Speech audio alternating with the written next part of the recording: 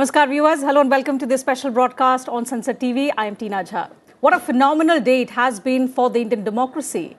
After days of electioneering, campaigning, war of words between political parties and predictions about who would win in Gujarat and Himachal Pradesh, the results have given both the BJP and the Congress reason to rejoice. So while the BJP has registered a landslide victory in Gujarat, the home state of Prime Minister Narendra Modi and Home Minister Amit Shah, the Congress party has wrested power from the BJP in Himachal Pradesh. Celebrations have been underway at offices of both parties since the election results became clearer in the day. Prime Minister Narendra Modi is now expected to undertake the victory march in a while from now, where he will address party workers and leaders at the party headquarters in New Delhi. Also, in his first reaction post the results, the Prime Minister said he was overcome with a lot of emotions seeing the phenomenal election results. He also said he was happy to see that people blessed politics of development. So what have been the factors that have propelled BJP to an emphatic victory in Gujarat? But what is it that did not work for the party in the hill state of Himachal Pradesh? What was the Congress party's strategy that made it victorious in Himachal? Also, how do analysts look at the performance of new entrant Aam Aadmi Party? To discuss all this and much more, I'm joined by a distinguished panel of experts. With me in the studio is Dr. Sudhir Kumar Singh, Associate Professor, Dayal Singh College, Delhi University, and Mr. Sharad Gupta, Senior Editor, Lokmat. Thank you, gentlemen, for joining us on the program. Mr. Gupta, let me begin the program today with you. You know, all exit polls did predict a landslide victory for the BJP. But this kind of tsunami was unexpected, especially coming in at a time when a party has been in power for 27 years. Does it come as an unprecedented victory of the BJP to you as well? Of course. No party has ever won more than 150 seats in Gujarat in its 75 years history of independent India. So this was unprecedented, coming at a time when the party was, as you said, 27 years in power.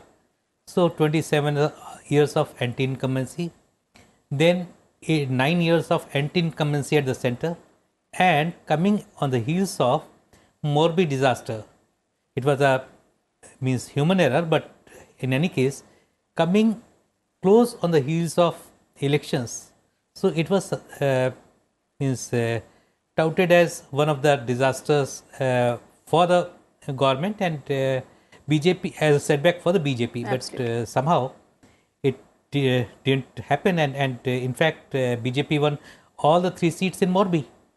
So I think the major factor, the only factor which worked in favor of the BJP was the Prime Minister, Mr. Modi's work and his image, the time he spent in his home state, the way he convinced people to vote for the BJP. So that, because during the last 5 years, the party changed 3 chief ministers. So that was being seen as kind of a failure of its chief ministers, failures of its state government. And if the state government had failed, and still party is getting unprecedented victory. So that could be only for one reason, that is Prime Minister Narendra Modi. Absolutely. Dr. Singh, in a state where you had a stable government and only one chief minister, you lose there. But in a state where you've had to change 3 prime ministers, I beg your pardon, since 3 chief ministers, since the chief minister came to the center as prime minister. But it's Narendra Modi all the way. Do you also credit it only to the Prime Minister, and all the other kinds of factors, all the other noise that was made by other parties did not resonate that effectively among voters? Narendra Modi hails from Gujarat. So he was the major vote puller, crowd puller. But other factors also acted in favor of BJP. Like Congress party had conceded defeat since the day of nomination, because you had hardly witnessed any big Congress leaders rally, either Rahul Gandhi, Mallikarjun Kharge, Sonia Gandhi, Priyanka Gandhi, etc. They were totally out of the scene. They did appear, but for the token.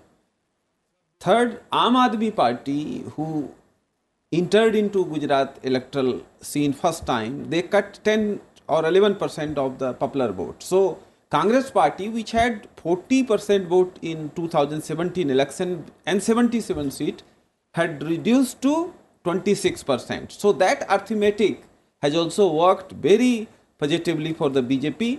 And two more important issues. Development is of course a big issue, but in Gujarat, nationalism remains a very pertinent issue because it is a border state. Pakistan is very close, so that remains a kind of big factor in the minds of the people of Gujarat, because they had seen lawlessness, etc. 27 years before. But all credit goes to Prime Minister and Amit Shah ji for their proper leadership, because 27 year anti-incumbency was used, and breaking those anti-incumbency and breaking all the previous records, because Madhav Solanki won 149 seats in 1985. That was the maximum electoral performance by any political party in Gujarat, and that has been broken this time.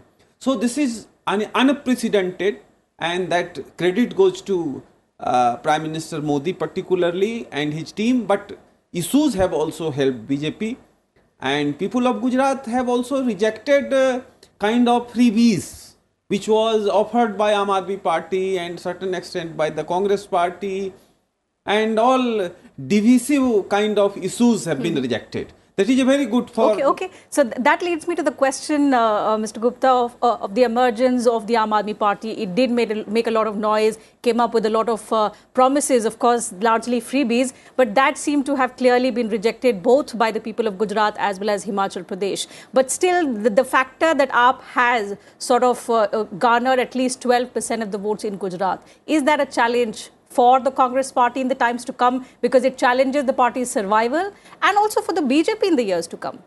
Yeah, to be precise, Aam Aadmi Party got 12.9%, close to 13%. Close to 13, yes.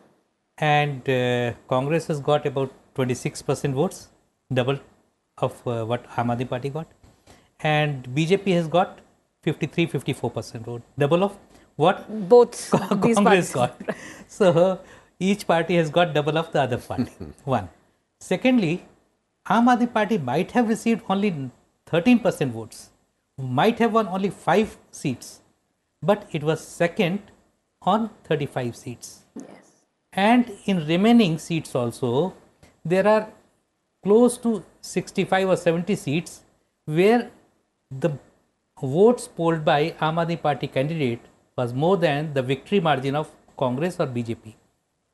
So in a way, it also performed a very decisive role in deciding the victory of the BJP. So whatever BJP got, so whatever Aam Aadmi Party got was basically from AAP's quota, Congress quota. So if AAP had not performed, so Congress candidate would have got that votes, and they might have performed much better than what we are seeing right now.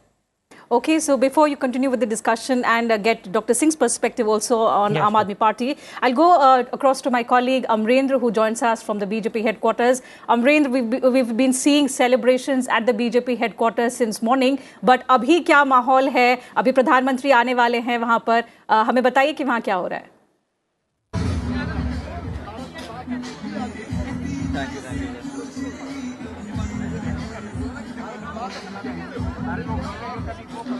मैं आपको बता दूं कि इस समय BJP headquarter में जश्न का माहौल है। ये जश्न है बीजेपी की जीत का, ये जश्न है प्रधानमंत्री नरेंद्र मोदी के कुशल नेतृत्व का, और ये जश्न है गुजरात की जनता का विश्वास का। और अभी मैं आपको बता दूं लगभग 6:20 हो रहे हैं। इस समय गृह मंत्री अमित शाह जी आ चुके हैं, और किसी भी वक्त प्रधानमंत्री नरेंद्र मोदी और पार्टी अध्यक्ष जेपी नड्डा जी आने वाले हैं, और वो धन्यवाद देने वाले हैं गुजरात की जनता का, और बताने वाले हैं कि जितना विश्वास पिछले 1995 से जो विश्वास उनके ऊपर बरकरार है, वो विश्वास आज भी कायम है। लगातार 27 साल से गुजरात की राजनीति में भारतीय जनता पार्टी काबिज है, और एक प्रचंड जीत जो उन्होंने हासिल की है, उसके लिए प्रधानमंत्री नरेंद्र मोदी स्वयं आकर धन्यवाद देना चाहते हैं। इसके अलावा वो धन्यवाद देना चाहते हैं हिमाचल की जनता को, और दिल्ली की जनता को। आप मेरे पीछे देख सकते हैं कि जो बोर्ड लगा हुआ है, उसमें प्रधानमंत्री नरेंद्र मोदी की तरफ से उद्बोधन दिया हुआ है कि दिल्ली, हिमाचल और गुजरात की जनता का धन्यवाद देंगे। साथ में मैं आपको बता दूं, मंच से 2 उद्बोधन होने वाले हैं, जिसमें पार्टी अध्यक्ष जेपी नड्डा जी भी संबोधन करने वाले हैं, और साथ में प्रधानमंत्री नरेंद्र मोदी भी करने वाले हैं। ये सुबह से यही माहौल है और इस समय पिछले 3 घंटों में जब से पता चला है कि प्रधानमंत्री नरेंद्र मोदी आने वाले हैं, पूरे यहाँ पर जो है इतनी बड़ी संख्या में भीड़ है, यहाँ बड़ी संख्या में समर्थक हैं जो प्रधानमंत्री को न सिर्फ देखने आए, सुनने आए, बल्कि उन जो वो धन्यवाद दे रहे हैं प्रधानमंत्री जी, उनको आकर यहाँ पे बिल्कुल। अमरेंद्र, हम लौटेंगे आपके पास। स्टूडियो में हमारे साथ 2 और मेहमान हैं, उनसे हम बातचीत जारी रखते हैं। So clearly a sea of saffron there and rightly so because of the emphatic victory that they have registered. But Dr. Singh, coming back to the point that we were discussing on the performance of the Aam Aadmi Party, the fact that they did make a lot of noise, particularly on social media, and the kind of confidence that Arvind Kejriwal did exuberate on numerous occasions on the kind of performance that they would be able to post both in Gujarat and Himachal. But the fact that they may have won in single digits, their vote share is relatively, fair, considering it was their debut. In the times to come, how do you look at the prospects of the party? And they're already on way to become the national party. I believe that if they would have been getting more than 5% in Himachal, they could have been getting this tag. But unfortunately, they lost that because they got only 1%, yes.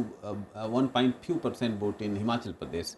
In Gujarat, they comparatively did better because of many reasons. Younger generation had certain aspirations. They promised everything under the sky, So free bijli, free water, free internet, and millions of jobs, etc.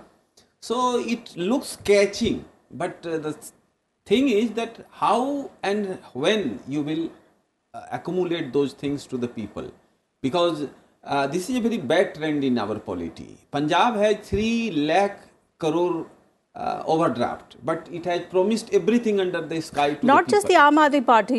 One of the biggest factor which analysts have said that has contributed to Congress's victory in Himachal has been the promise of restoring the old pension scheme. Fiscally, how damaging do you think that is going to be? Something that the BJP could never promise. I believe that there is a political trend in Himachal Pradesh that every 5 years you have new government. And it was alternatively with BJP and Congress because of their organization there. But OPS has worked in favor of the Congress, at least to 1-2% vote. They have received more than their expected one, because in Himachal you have a huge number of retired army men and other people. So that has worked. The thing is that free is either promised by Aam Aadmi Party or Congress Party or any party. I am arguing that it is not good for democracy. At least you have to promise the thing which you can provide. There is a two-way. Either you have to give free things to the people and make them dependent on that. Otherwise, you can provide an opportunity where people can earn their bread. This way is better.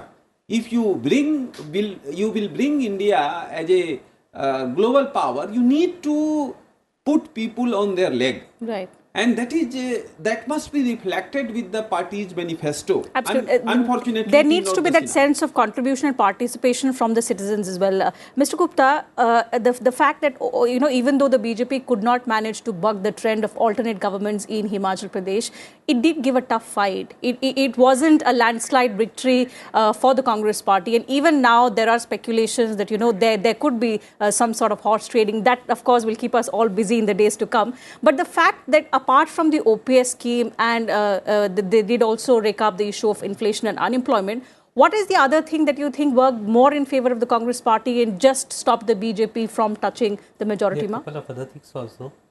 One was basically Himachal is known more for its tourism and orchards, apple orchards. And apple growers were facing lot of problems. So that was being addressed by in Congress manifesto, that worked in favor of the Congress, whereas internecine strife within the BJP, in fact there were a lot of rebel candidates, right? Almost 1.5 dozen, 18 or 20 candidates contested as rebels, and that also might have taken away some votes which the BJP official candidate might have got. So that could have resulted in BJP not coming to power in Himachal and bucking the trend, as you say. So these are two major factors besides OPS, which I think worked in favor of The Congress. And third thing, as Professor Sudhir was saying, that Aam Aadmi Party did not perform well. If it had performed as good as it performed in Gujarat, it would have cut into Congress so votes. it had cut into Congress votes, and That could BJP have would helped have the BJP. benefited. Okay. We'll continue with the discussion. In the meanwhile, my colleague Akhilesh Suman is also joining us from Ahmedabad. Akhilesh, of course, it's been a euphoric day for the BJP. Celebrations underway. The Prime Minister is supposed to now address party workers at the national headquarters. What is the kind of scene in Ahmedabad?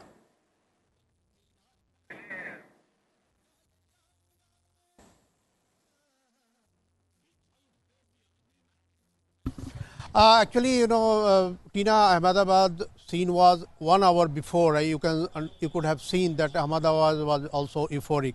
And I am standing just in front of the BJP headquarters that is called Sri Kamalam. And here the Chief Minister Bhupendra Patel, he had come here and he addressed a small, very short media conference. And the President, BJP President C.R. Patil was also here, and he announced that Bhupendra Patel will take oath of office of Chief Minister on 12th of December. So I think everything has been planned much earlier.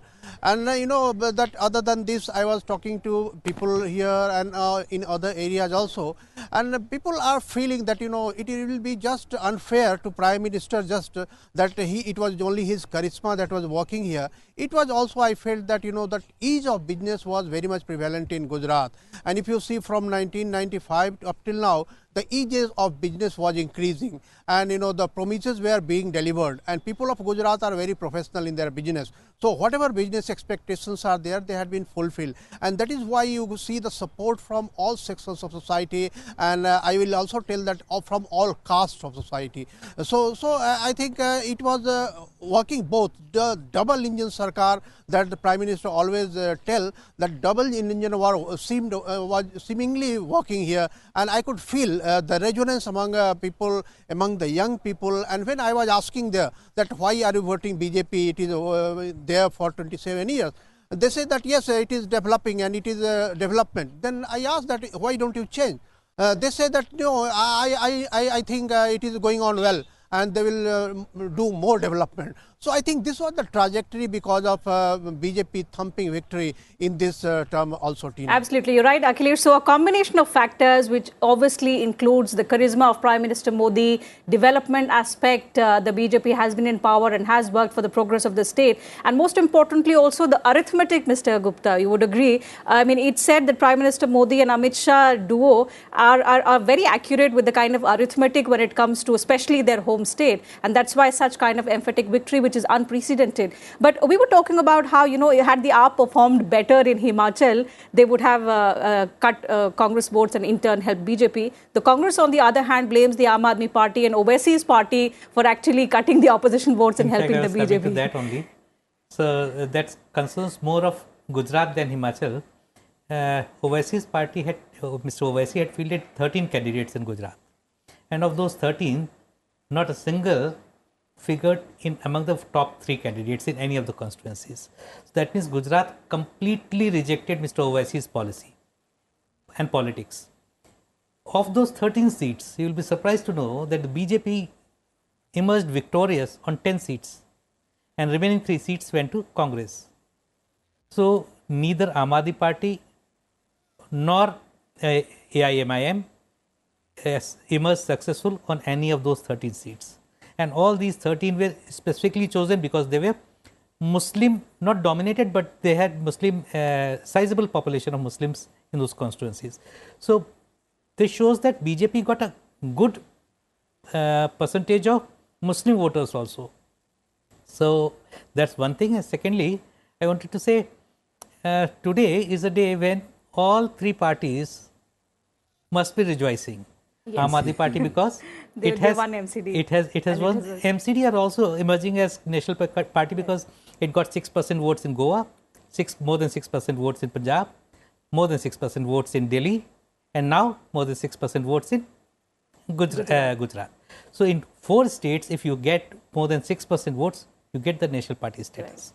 So did you think, was that the larger plan of Arvind Kejriwal somewhere down the line? He would know this is the debut. They do not have the kind of organizational support that BJP has in Gujarat. in Also, the fact, Congress it was is a a master stroke on part of the BJP when they announced the MCD elections simultaneously along with Himachal and Gujarat. So Aam Aadmi Party would have focused most of its energies on Gujarat and Himachal if MCD elections were not there. But just because MCD elections were there, so they just ignored the Himachal elections and somehow focused some energies on Gujarat. So that explains their not so good performance in Gujarat, whereas since they had to save their turf in Delhi, so that's why they could not focus so much on Gujarat. So that explains why they were touted so much, they were claiming so much in Gujarat, but they could not match to their claims. Okay, before we come to what are the takeaways for the Congress party ahead of 2024, one quick question, Dr. Singh, from you is, Sanjay Singh, the Aam Aadmi Party member of Parliament from Rajya Sabha, has said 2014 is going to be Modi versus Kejriwal. Too early to say, or do you think the party will actually make so much noise and actually raise so much issues that they will eventually emerge as challenger to the BJP? It is too early to say, but one thing is very certain, that Congress will be the main opposition party. Still, Congress has a roughly 60 member of parliament in Lok Sabha. And even in Gujarat, the AAP has not been able to displace them from the second position. In the Lok Sabha, voting pattern is different. In Vidhan Sabhas, voting pattern is different. Many times, one state has given mandate to the Lok Sabha to one party, but Vidhan Sabha to different party. Like Karnataka, Ramkrishna Hegde won the local election, but lost parliamentary election. So there are many, cases like this. Aam Aadmi Party is basically a kind of new political tourist. They are going to visit a particular state, then they are doing something, throwing some promises and attracting youth and using social media. You can't do stable politics on those bases. But they seem to be ticking all the right numbers. They have had takers in fact, they in Delhi. 3 elections in Delhi. Yeah, absolutely. They've won MCD, although not by the kind of margin they would have expected. But ultimately, it's the winner that counts. They lost all deposits in Uttarakhand. They lost all deposits in Himachal Pradesh. They lost all deposits in Uttar Pradesh. And they will lose in Rajasthan and Madhya Pradesh and Chhattisgarh, where election maybe in coming months. Okay, so let's see going forth what their strategy is going to be, and when Sanjay Singh makes the tall claim, what kind of efforts will be required on part of the party in the times to come. But coming back to the Congress, Mr. Gupta, for the Congress, of course, it's been a huge win after 2019. Perhaps this is going to be the first chief minister, if at all, the Congress is able to form the government. And I say if at all because resort politics has already begun, and the Congress party has begun to shift all its MLAs to either Rajasthan or Chhattisgarh.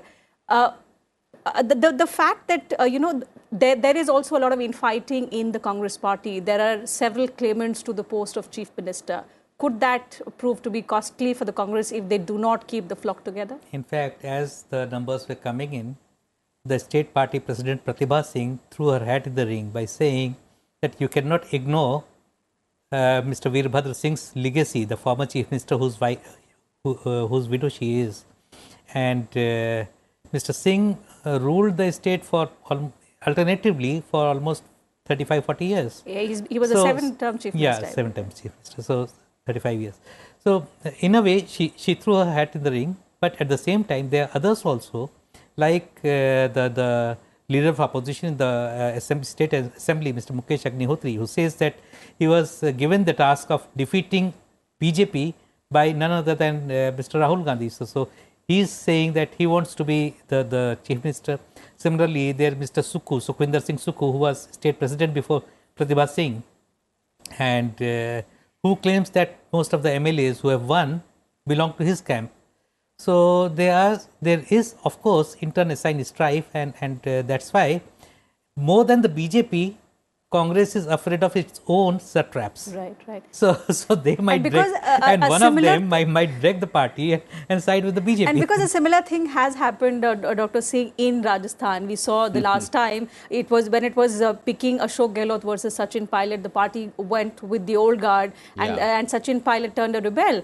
If they go with Pratibha Singh, perhaps Mr. Suku could break away some MLAs and join the BJP. Is that a probability? See, right now they have 40 MLAs, so I can't see any disunity within the Congress for at least 2 years. After 2 years, these kind of possibilities may be converted into reality.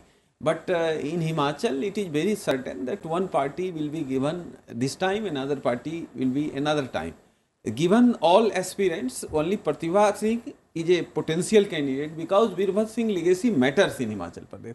Rest are very small leader and they are popular in their own constituency. But Congress party, I think, taking care of those things. But in this atmosphere where every places Congress is getting disappointment, Himachal has given them a good, feeling good type of situation. And I think Congress party may be happy today that at least they have to show something to the larger perspective that if 24 Modi has to be opposed, then Congress has to be believed. Absolutely. So such excuse Congress got through Himachal mandate. So that's clearly a morale booster for the Congress party coming ahead of 2024. And before that, 23 has a series of elections, Mr. Gupta, lined up in Chhattisgarh, in Madhya Pradesh, in Rajasthan, also in Karnataka. How do you look at the prospect of the Congress party, at least in these states where they have ruled for several years and now are in contention? If they concede, if they don't work hard as they did not clearly in Gujarat, because all the local journalists we spoke to said it was either the BJP with all guns blazing and the presence of the Aam Aadmi Party, which of course did matter a lot as well. But if the Congress party does not, go for a course correction, it could be very, very damaging for them ahead of 24. It doesn't look like on the course correction path, but right now of the 4 states you mentioned, Karnataka is one state where Congress has better prospects of other states, whereas Madhya Pradesh, Chhattisgarh and Rajasthan. So I don't think they are in a good position, especially Rajasthan where there is again, like Himachal, they have this round robin league. Alternatively, the government changes hands. So I think in Rajasthan it's BJP who is going to come to power. In Madhya Pradesh, people seem to be content with the Shivraj Singh Chauhan government, and again BJP is not in very good stead in Madhya Pradesh because of its again factional fights and all that. But in Chhattisgarh, where it is still in power, people are, I think, with whatever I have come to know from people of Chhattisgarh, that people are not too happy with the kind of government Mr. Bhupesh Baghel is running. And there also, there was this factional fight between T.S. Singhdev and Mr. Bhupesh Baghel, where Mr. Singhdev had been promised chief ministership for second half of the government, means after Mr. Baghel had served 2.5 years. So he should have relinquished office and made way for Mr. T.S. Singhdev, but that did not happen, and there seemed to be some discontent within Mr. Singhdev's camp, and I don't know how it's going to pan out during the elections. While we talk of anti-incumbency, and this of course is a huge factor in every election, today's results are phenomenal and unique in that aspect that the BJP has sort of turned this anti-incumbency factor into pro-incumbency. So for them, the rivaz continues, at least in Gujarat. Let me go back to my colleague Amrendra, who's there at the BJP headquarters. Amarendra, क्या latest है आपके पास? प्रधानमंत्री कितनी देर में वहां आने वाले हैं?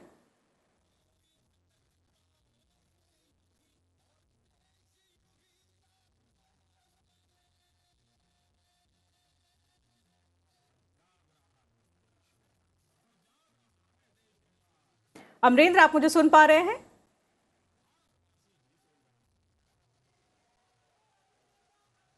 I think there's too much noise.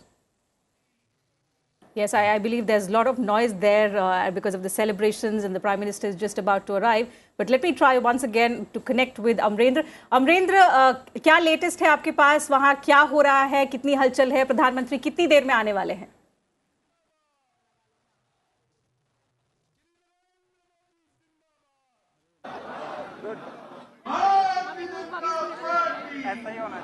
मैं आपको बता दूं लगभग 7 बज रहे हैं और जो मेरे पास सूचना है गृह मंत्री अमित शाह आ चुके हैं, जेपी नड्डा साहब आने वाले हैं और किसी भी वक्त प्रधानमंत्री नरेंद्र मोदी यहां पर मंच पर आकर संबोधन करने वाले हैं, जनता का धन्यवाद करने वाले हैं। मैं आपको बता दूं जब से जो यहां पे जश्न का माहौल है और जो ये जन सैलाब देख रहे हैं, ये मोदी जी को लोग सुनने वाले हैं और जो मोदी जी उन जनता का धन्यवाद करने वाले हैं। वहां पे लोग जितनी संख्या में यहाँ जन सैलाब यहाँ पे है बीजेपी दफ्तर में, उससे कहीं ज्यादा बीजेपी दफ्तर के बाहर है। तो एक बड़ा जन सैलाब आपको यहां उमड़ के दिखाई दे रहा होगा और ऊपर आप अगर मेरा कैमरा पर्सन डीके पांडे दिखाएंगे आपको तो देखिए बीजेपी के बहुत सभी बड़े नेता उस समय मौजूद हैं और जो कि अगवानी करने के लिए तैयार हैं प्रधानमंत्री नरेंद्र मोदी का। और जब से जो गीत चल रहा है जो 2014 में मैं देश नहीं झुकने दूंगा कसम मुझे इस मिट्टी की, लगातार यहां पर वो बज रहा है, यानी कि 2014 का वो गीत जो इस गुजरात की जीत के बाद एक बार फिर से बजाया जा रहा है। यानी कि प्रधानमंत्री नरेंद्र मोदी यहां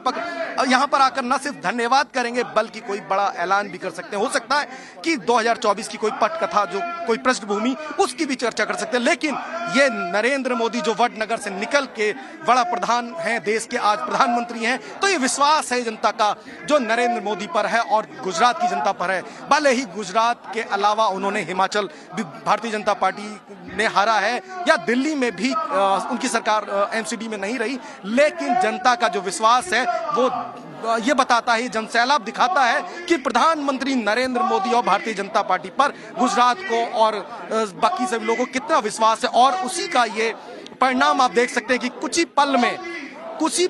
पल में मैं आपको बता दूं कि प्रधानमंत्री नरेंद्र मोदी आने वाले हैं। गृह मंत्री अमित शाह आ चुके हैं, जेपी नड्डा साहब मौजूद हैं और पार्टी के तमाम आला अधिकारी, भारतीय जनता पार्टी संगठन के तमाम अधिकारी यहां पर मौजूद हैं। तो एक बड़ा जनसैलाब और लगातार वंदे मातरम भारत माता की जय के जय घोष के बीच में 2014 का वो गीत जब प्रधानमंत्री नरेंद्र मोदी के लिए बनाया गया था कि मैं देश नहीं झुकने दूंगा कसम मुझे उस मिट्टी की। बिल्कुल, and since 2014 Dr. Singh, we've seen that this Modi magic has continued to cast its spell among the people of India, among various states as well. So the strike rate of Narendra Modi and Amit Shah has been phenomenal, even when he was BJP president, even now that he's not the BJP president.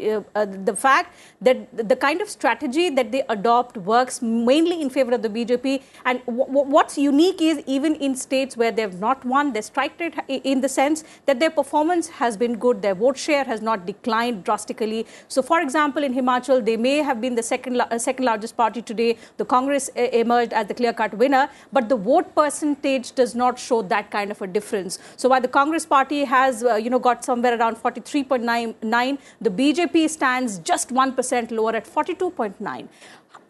Apart from the Modi charisma, what else do you think is working for the BJP also in Himachal, which has a trend of alternating governments?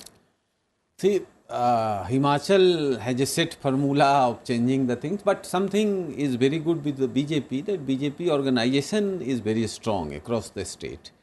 And BJP has a cadre that works always round the clock for BJP. This is one. And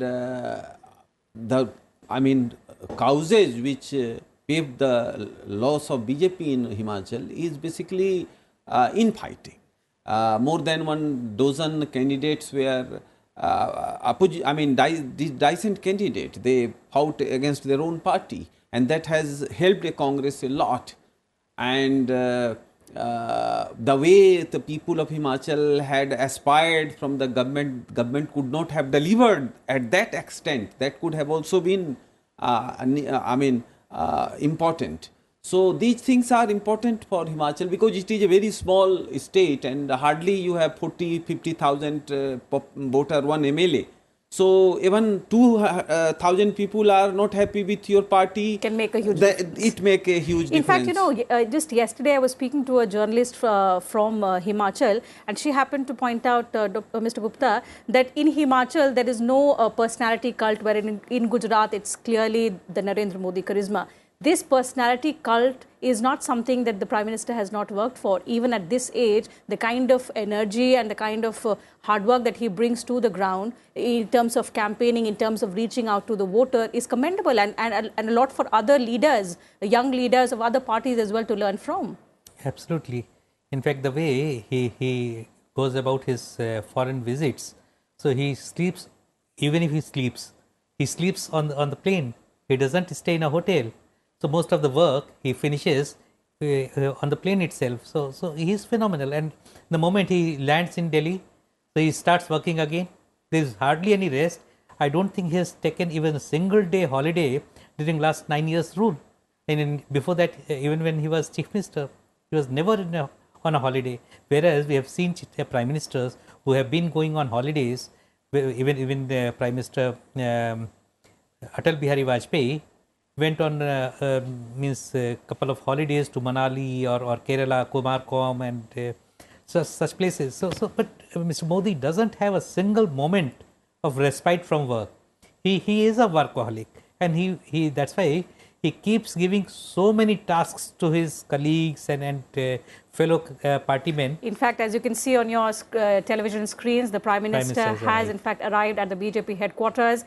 In his first reactions, he has thanked the people of Gujarat, and he said that he was overwhelmed with emotions looking at the emphatic victory that the people of Gujarat have handed over to the BJP. They've shattered all previous records. They've bettered their own tally, and also, of the previous record that was held by Madhav Singh Solanki in Gujarat back in 1985. So, of course, clearly it's been a huge victory, and for this, the entire party, also the people of Gujarat, have credited Prime Minister Narendra Modi. In just a short while from now, the Prime Minister will address the workers, also the supporters of the party who have gathered at the National BJP headquarters in New Delhi. The Prime Minister being showered with flower petals, indicating the kind of love, the support that he enjoys among the party workers. I'd like to point out one more thing. Of all 182 seats in Gujarat, there is not a single seat there on which BJP is either not a winner or a runner-up. It is always in contest in all 182 seats. It's a commendable task, and that's all because of him. But and this is something that I've discussed earlier on as well with some of the journalists, because we've been doing a series of shows on the outcome, the probable outcome of the results. The fact that Prime Minister Narendra Modi today is the tallest leader in the BJP, he's created a record of sorts today in Gujarat. The fact that it's also his home state, and clearly it mattered a lot for him, also to the Union Home Minister, Mr. Amit Shah. It would have been icing on the cake had Himachal Pradesh also come in BJP's kitty, because that happens to be the home state of the current BJP president. But nevertheless, the BJP did give a tough fight. The question that I want to ask you is that while the BJP, the Prime Minister happens to be the biggest strength for the BJP, is he also the biggest weakness for the party, because the other leaders rely too much on the Prime Minister to win election after election? If you have a one batsman who can get you, who is a match winner, so means rest of them can just play along and give him company so that he can continue his batting. So it's something like that. If you have one Virat Kohli, or even better than... Do you agree that just one Virat Kohli can give you matches? Right now, Modi is magic and Modi is BJP. But you are right that BJP must develop, nurture more younger leadership. So after Modi, they can take care of the prospects of the party. In fact, what BJP wants is to spawn an ideology, not a personality cult. It doesn't want to have leaders who can have run power, who can just have that arrogance and all that. So he wants to nurture a whole generation of leaders of the same age group, younger leaders like Mr. Anurag Singh Thakur, and there are so many others who are young leaders. In fact, the way he changed all the candidates in Chhattisgarh Lok Sabha elections. By National BJP President Mr. JP Nadda, both there at the National BJP headquarters, waving to the sea of supporters who have gathered there as soon as the results were declared, giving an unprecedented landslide victory to the BJP in Gujarat and stopping just short of majority in Himachal Pradesh. They did give a tough fight, but ultimately it is the Congress that has emerged as the winner in Himachal.